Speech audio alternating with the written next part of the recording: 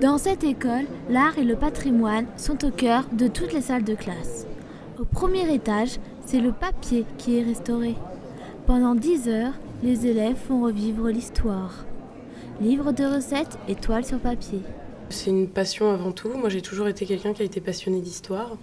Et c'est vrai que le côté concret et sensible qu'on a avec l'objet en confrontation directe, moi, c'est ce qui m'a plu dans ce métier, en fait, qui mélange un côté théorique et un côté pratique, qui mêle l'intellectuel et un côté plus technique. De l'autre côté de la table, la technique de conservation est tout autre. Donc rien que la nature fait que mes œuvres sont beaucoup plus sensibles que les siennes, car les papiers transparents, au moindre contact avec un solvant, donc eau, éthanol ou autre, vont réagir, onduler et s'altérer. Voir donc consolider les déchirures qu'il y a dessus. Je vais devoir retirer des adhésifs.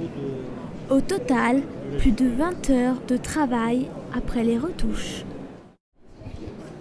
2 rues plus loin, c'est la céramique qui retrouve ses formes, grâce aux adeptes de la terre cuite. Voilà, parce qu'il y a beaucoup de clous, ça bien.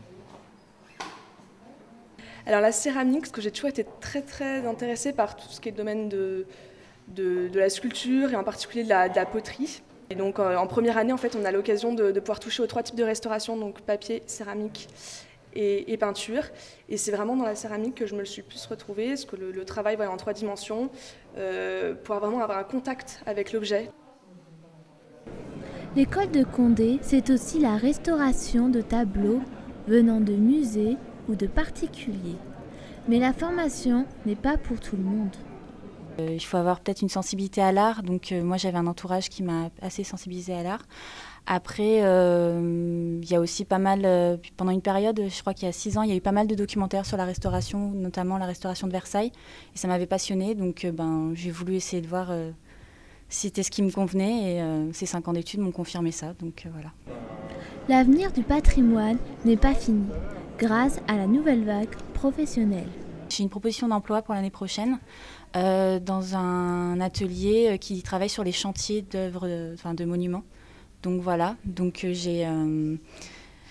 j'aimerais bien travailler sur des chantiers, restaurer des églises, le patrimoine. L'histoire et l'art, c'est aussi la création de chefs-d'œuvre, comme le dessin et les statues.